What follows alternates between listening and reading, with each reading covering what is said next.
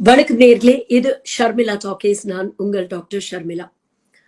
ரீசெண்டா கொஞ்ச நாள் முன்னால பாத்தீங்கன்னா பாஜகவுடைய மாநில தலைவர் அண்ணாமலை ஒரு செய்திய மேடையில சொல்றாரு. அதாவது இந்தியாவில 2வது பெரிய மாநிலமாக வளர்ச்சியில் இருந்த தமிழ்நாடை யூபி முந்திக் கொண்டது. யூபி வளர்ச்சியில 2வது இடத்துக்கு வந்துட்டு தமிழ்நாட்டை 3வது இடத்துக்கு பின்தள்ளி விட்டது அப்படிங்கிற ஒரு விஷயத்த பதிவு பண்ணாரு. 50 ஆண்டுகளாக இந்தியாவுடைய 2வது பெரிய பொருளாதார மாநிலமாக இருந்த நம்முடைய நாட்டை சத்தமே இல்லாம உத்தரப்பிரதேசம் ஒரு மாதத்திற்கு முன்பு முந்தி அடித்து 2வது இடத்துக்கு உத்தரப்பிரதேசமும் 3வது இடத்துக்கு இன்னைக்கு தமிழ்நாடு போயிருக்குதுங்க. விட்ட இடத்தை பிடிக்க வேண்டாங்களா? 3வது இடத்துக்கு வந்திருக்கின்ற அடுத்து இன்னொரு 4வது இடத்துக்கு நம்மளை தள்ளணும், இல்ல இன்னொரு மாநிலம் நம்மளை 5வது இடத்துக்கு தள்ளணுமா? ரீசெண்டா 2 நாளைக்கு முன்னால வயர் அப்படிங்கிற ஒரு பத்திரிகை நீண்ட நெடிய ஒரு கட்டுரையை எழுதியிருக்கிறாங்க. அதுல உத்தரப்பிரதேச மாநிலம், இவங்க யூபி மாடல்னு சொல்றாங்களே, அந்த யூபி மாடல் எவ்வளவு கேவலமா கந்தரகோலமா இருக்கு அப்படிங்கறத தெளிவா புட்டு வச்சிருக்கிறாங்க. அவங்க என்ன சொல்றாங்க அப்படின்னு பாத்தீங்கன்னா, சைனாவுடைய எக்கானமி மெல்ல மெல்ல ஃபால்டர் ஆயிட்டு வருது. அதனால இன்னைக்கு உலக நாடுகள்லாம் இந்தியாவை நோக்கி, இந்திய பொருளாதாரத்தை நோக்கி வாட்ச் பண்ணிட்டு இருக்காங்க அப்படிங்கிறது ஒரு பக்கம் இருக்கு. இன்னொரு பக்கம் இந்தியா உலகத்திலே 5வது பெரிய பொருளாதாரமாக முன்னேறி இருக்கு. விரைவில் 3வது பெரிய பொருளாதாரமாக மாறும் அப்படின்லாம் சொல்றாங்க. ஆனா இந்த என்டையர் கண்ட்ரியுடைய முன்னேற்றத்தை பின்னோக்கி இழுக்கக்கூடிய ஒரே மாநிலம் இந்தியாவில் இருக்கக்கூடிய மிகப்பெரிய மாநிலமான உத்தரப்பிரதேசம். இன்னைக்கு நேத்து இல்லைங்க, கடந்த 20-25 வருஷமா இந்த மாநிலம் ஒட்டுமொத்த இந்தியாவின் முன்னேற்றத்தையும் பின்னுக்கு இழுத்துக்கிட்டு இருக்கு அப்படிங்கிற ஒரு விஷயத்த பதிவு பண்றாங்க. UP is the most poorly performing economy in the north and east for decades. வருஷ கணக்கா யூபி மொத்த இந்தியாவையும் பின்னோக்கி இழுத்துக்கிட்டு இருக்கு அப்படிங்கிற ஒரு செய்தியை அவங்க பதிவு பண்ணியிருக்கிறாங்க. சரி, யூபி காரங்க அப்படின்னு சொன்னாலே நம்ம சங்கிகளுக்கு அப்படியே புலகாங்கிதம் அடைவாங்க. யூபி மாடல், குஜராத் மாடல்னு ரொம்ப பெருசா புகழ்ந்து பேசுவாங்க. இதை எதிர்த்து நம்ம ஏதாவது பேசணும்னா உடனே நம்மள ஆன்டி இண்டியன், கிளம்பி பாகிஸ்தானுக்கு போ அப்படின்னு சொல்லுவாங்க. ஏன்னா சங்கிகளுக்கு பாகிஸ்தான் ரொம்ப பிடிக்கும். அவங்களுக்கு பிடிக்காதவங்களெல்லாம் பாகிஸ்தானுக்கு எக்ஸ்போர்ட் பண்றதுல எக்ஸ்பர்ட்ஸ் இந்த சங்கிக. அதனால யூபிய இந்த ஆர்டிக்கல்ல பாகிஸ்தானோட கம்பேர் பண்ணிருக்கிறாங்க. எப்படின்னு சொன்னா, யூபியோடைய பர் கேபிட்டா இன்கம் இருக்குல்ல, தனி மனித வருமானம், அது ஒரு வருஷத்துக்கு 70,792 ரூபாய். அதாவது டாலர் மதிப்புல பாத்தீங்கன்னா $859. ஒரு தனி மனிதனின் ஆண்டு வருமானம் வெறும் $859. இதுல வேடிக்கை என்னன்னா, பாகிஸ்தானுடைய பர் கேபிட்டா இன்கம் பாத்தீங்கன்னா யூபியை விட டபுள் மடங்கு இருக்கு, $1,585. இத்தனைக்கும் பாகிஸ்தான்ல ஏகப்பட்ட பிரச்சனைகள், பொருளாதாரம் பயங்கர வீழ்ச்சி அடைஞ்சிருக்கு. சரி, இது கூட பரவாயில்ல. உலகத்திலேயே ரொம்ப ஏழ்மை அப்படின்னு சொல்லக்கூடிய சப்சாஹாரன் ஆப்பிரிக்கன் நாடுகளோட கம்பேர் பண்ணும்போது யூபி அதை விட மோசமா இருக்கு அப்படிங்கறத பதிவு பண்ணி இருக்கிறாங்க. அங்கேயே பாத்தீங்கன்னா ஒரு பர் கேபிட்டா இன்கம் $1,700 இருக்கு. ஆனா யூபியோடது வெறும் $854. இதுல யூபி தமிழ்நாடு முந்திடுச்சு அப்படிங்கிற ஒரு பொய்ய அண்ணாமலை சொல்றாரு இல்லையா? தமிழ்நாடோட பர் கேபிட்டா இன்கம் என்னன்னு தெரியுமா?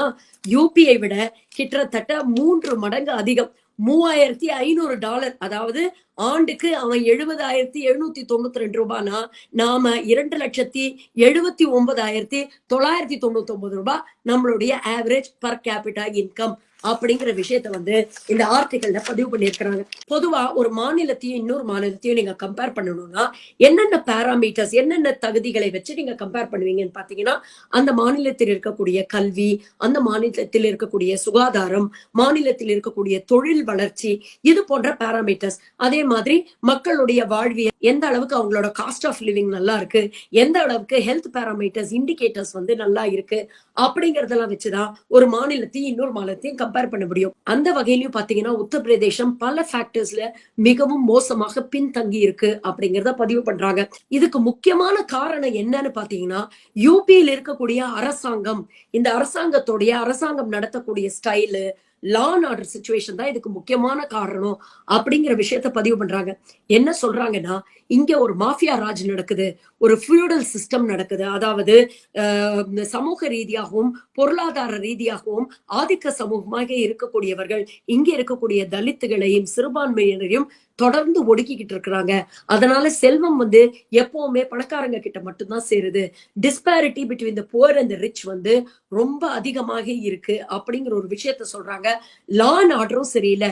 தொடர்ந்து வன்முறைகள், மத ரீதியான வன்முறைகள், தலித்துகளுக்கு எதிரான வன்கொடுமைகள், பெண்களுக்கு எதிரான வன்கொடுமைகள்லாம் இங்க தொடர்ந்து நடந்துட்டு இருக்கு. அப்படிங்கறதுனால இந்த அட்மாஸ்பியரே ஒரு ஹெல்த்தி அட்மாஸ்பியரா இருக்க மாட்டேங்குது. இது வந்து யூபியோடைய ரெப்புடேஷனை ரொம்ப டெயின்ட் பண்ணிடுச்சு அப்படின்னு சொல்றாங்க. இதனால என்ன ஆகுது அப்படின்னு பாத்தீங்கன்னா, யோகி எவ்வளவுதான் தொழில் நிறுவனங்களை எல்லாம் கொண்டு வந்து நாங்க முதலீடு செய்யறதுக்காக ஒரு பெரிய மாநாடு நடத்த போறோம் அப்படின்னு இப்ப சமீபத்துல தமிழ்நாட்டுல நடந்தது. எவ்வளவு தொழிலதிபர்கள் வந்தாங்க, எவ்வளவு எம்ஓயு சைன் ஆச்சு, எவ்வளவு வேலை வாய்ப்புகள் உருவாச்சு அப்படிங்கறதெல்லாம் பார்த்தோம். இதே மாதிரி யூபியில யோகி கண்டக்ட் பண்ணணும் கூட நிறைய பேர் வந்தாங்க. வந்துட்டு எல்லாருமே வந்து எல்லாத்தையும் பார்த்துட்டு எம்ஓயூஸ் எல்லாம் சைன் பண்ணாங்க. ஆனா இதோடைய ஆக்சுவல் எம்ஓயூஸோட கன்வர்ஷன் ரேட், அதாவது வெறும் எம்ஓயு மட்டும் சைன் பண்ணாம அதை களத்தில் செயல்முறைப்படுத்தக்கூடிய அந்த கன்வர்ஷன் ரேட் பாத்தீங்கன்னா ரொம்ப ரொம்ப குறைவாக இருக்கு. ஏன்னா எல்லாரும் மோடி அரசாங்கத்துக்கு பயந்துகிட்டு தொழிலதிபர்கள் எல்லாம் வந்து இன்வெஸ்ட் பண்றோம் அப்படின்னு வாக்குறுதி கொடுக்கறாங்களே தவிர ஆக்சுவல் இன்வெஸ்ட்மெண்ட்னு வரும்பொழுது எல்லோருமே பின்வாங்குகிறார்கள் அப்படிங்கிற ஒரு விஷயத்த பதிவு பண்றாங்க. இதற்கு மூல காரணம் என்னன்னு பாத்தீங்கன்னா, எல்லா பிரச்சனைகளுக்கும் மூல மாநிலங்களாக ஒரு ஹிந்துத்துவ லெபார்டரியா பாஜக யூபியை பயன்படுத்துது அப்படிங்கிறதுதான். அதனால பாத்தீங்கன்னா இங்க இருக்கக்கூடிய மக்களுடைய கல்வித்தரம் மிகவும் மோசமாக இருக்கு. ஹிந்தி இவங்களுடைய மதர் டங், இவங்களுடைய தாய்மொழி ஹிந்தியில பல லட்சம் பேர் வந்து ஃபெயில் ஆயிருக்கிறாங்க. போலீஸ் ரெக்ரூட்மெண்ட் எக்ஸாம் ஹால் வாசல்ல ஸ்பீக்கரை வச்சு எக்ஸாம்ல இருக்கக்கூடிய கொஸ்டினுடைய ஆன்சரை அனௌன்ஸ் பண்ணிட்டு இருக்கான். இந்த ரேட்ல எக்ஸாம்ஸ் நடக்குது. கிட்டத்தட்ட 18 முறைக்கு மேல பேப்பர் லீக் ஆகி மக்கள் தெருவுல இறங்கி போராடி இன்னைக்கு எக்ஸாமையே கேன்சல் பண்ணி ரீ எக்ஸாம் கண்டக்ட் பண்ண போறோம் அப்படிங்கிற அளவுக்கு வந்துருச்சு. இது போன்ற ஒரு சூழ்நிலை எல்லாம் யூபியில சர்வசாதாரணமா நடக்குது. ஆனா யோசிச்சு பாருங்க, தமிழ்நாட்டுல என்னைக்காவது இப்படிப்பட்ட ஒரு சூழ்நிலையில நம்ம இமேஜினாவது பண்ணி பார்க்க முடியுமா? நீட் அப்படிங்கிற பேர்ல இங்க இருக்கக்கூடிய மாணவர்களுடைய கல்வி வாய்ப்புகளை வந்து பறிச்சுக்கிட்டு இருக்காங்க. ஒரு பக்கம் பாத்தீங்கன்னா ஒட்டுமொத்த ஆடைகளையும் உருவி எல்லாத்தையும் செக் பண்ணிட்டு இருக்கான். ஆனா யூபி போன்ற மாநிலங்கள்ல இது மாதிரி காம்படிட்டிவ் எக்ஸாம்ஸ்ல நிறைய தில்லுமுள்ள தில்லாலங்கடி வேலை நடக்குது அப்படிங்கிறது வெட்ட வெளிச்சமா இது போன்ற அராஜகங்கள்ல வந்து அவங்க ஈடுபடுறாங்க. அப்போ என்ன விதமான ஒரு குவாலிட்டி ஆஃப் ஒர்க் போர்ஸ அவங்க கிரியேட் பண்ணுவாங்க அப்படிங்கறத யோசிச்சு பாருங்க. சரி, இண்டஸ்ட்ரியல் growth செக்டர் அப்படின்னு எடுத்துக்கிட்டீங்கன்னா 2012 இருந்து 17 வரைக்கும் காங்கிரஸ் ஆட்சி காலம் மத்தியில் இருந்த பொழுதும் ஆரம்ப காலகட்ட பிஜேபி ஆட்சி இருக்கும் பொழுதும் பாத்தீங்கன்னா கிட்டத்தட்ட 9.9% இருந்தது. இந்த கடந்த 10 ஆண்டுகள்ல இறங்கி 2022ல 0.6% குறைஞ்சிருச்சு அப்படின்னு சொல்றாங்க. நம்பர் ஆஃப் ஃபேக்டரிஸ் 2004ல இருந்து இன்னைக்கு 2020 வரைக்கும் எடுத்துக்கிட்டீங்கன்னா மற்ற பின்தங்கிய வட மாநிலங்கள்ல கூட பாத்தீங்கன்னா நிறைய இருக்கு. பீகார்ல கிட்டத்தட்ட 100% growth இருக்கு, அசாம்ல 200% growth இருக்கு, ஹரியானால 159% growth இருக்கு. ஆனா உத்தரப்பிரதேஷ்ல பாத்தீங்கன்னா வெறும் 69% தான் வளர்ச்சி அடைஞ்சிருக்கு அப்படிங்கிற ஒரு விஷயத்த சொல்றாங்க. சரி, கல்வியும் வேலை வாய்ப்பு இண்டஸ்ட்ரியல் செக்டர்லாம் இவ்வளவு மோசமா இருக்கே, சுகாதாரம் எப்படி இருக்குன்னு பாத்தீங்கன்னா யூபியில் வாழக்கூடிய ஒரு சராசரி மனிதனுடைய ஆயுள் காலம் வெறும் 66 வயசு அப்படின்னு சொல்றாங்க. இது மீண்டும் உலகத்திலேயே மிக ஏழ்மையில் இருக்கக்கூடிய சப் சஹாரன் ஆப்பிரிக்கன் நாடுகள் இருக்கு இல்லையா, எத்தியோப்பியா, கெபான், இதுக்கு ஈக்குவலா இருக்கு அப்படிங்கிற ஒரு விஷயத்த ஃபைல் பண்றாங்க. அதே மாதிரி ஹெல்த் இண்டிகேட்டர்ஸ்ல கூட பாத்தீங்கன்னா இன்ஃபென்ட் மார்டாலிட்டி ரேட், குழந்தைகளுடைய மரணம், கிட்டத்தட்ட 1000 குழந்தைகள் பிறந்தா 38 குழந்தைகள் இறக்குது. மெட்டர்னல் மார்டாலிட்டி ரேட், அதாவது 1,00,000 டெலிவரி நடந்துச்சுன்னா அதுல கிட்டத்தட்ட 167 தாய்மார்கள் இறந்து போகிறார்கள் அப்படின்னு சொல்றாங்க. இதெல்லாத்தையும் வச்சுக்கிட்டுதான் யோகி ரொம்ப பெருமையா நாங்க விரைவில் 1 trillion எக்கானமி ஆயிடுவோம். இங்க நம்மளுடைய மாண்புமிகு முதலமைச்சர் ஸ்டாலின் சொன்னார் தெரியுமா, அதையே அப்படியே அவர் அங்க சொல்றாராமா. பாருங்க, நாங்க விரைவில் 1 trillion எக்கானமி ஆயிடுவோம் அப்படின்னு சொல்லி மக்களை ஏமாத்துறாரு. அதையும் குறிப்பிட்டு இவங்க என்ன சொல்லியிருக்கிறாங்கன்னா, ஒவ்வொரு மாநிலத்துக்கும் ஒன்றிய அரசு நிதி பகிர்வு கொடுக்குது இல்லையா, தொடர்ந்து இதை பத்தி நிறைய காணொலிகள் நீங்க பார்த்திருப்பீங்க. நாம கொடுக்கக்கூடிய ₹1 நமக்கு வெறும் 29 பைசா தான் வருது. ஆனா யூபி கொடுக்கக்கூடிய ₹1 அவங்களுக்கு 2.73, கிட்டத்தட்ட 3 மடங்கு அவங்களுக்கு ஒன்றிய அரசாங்கம் திருப்பி கொடுக்குது. ஆனா இன்னைக்கு இவ்வளவு நிதி கொடுத்தோம், இந்த மாநிலம் இந்த அளவுக்கு பின்தங்கியிருக்கே அப்படிங்கிற கேள்வியை எழுப்ப வேண்டிய ஒரு கட்டாயத்துக்கு இன்னைக்கு பாஜக ஒன்றிய அரசாங்கம் தென் மாநிலங்களை தள்ளி இருக்கிறது அப்படிங்கறதுதான் உண்மை. உண்மையிலேயே யோகி சொல்ற மாதிரி 1 trillion எக்கானமி 5 வருஷத்துல இவங்க வந்து ரீச் பண்ணணும்னா 32% இவங்க வளர்ச்சியை வருஷா வருஷம் காட்டணும் அப்படின்னு சொல்றாங்க. அப்படின்னா 8 எங்க, 32% எங்கங்கிறத கொஞ்சம் யோசிச்சு பாருங்க.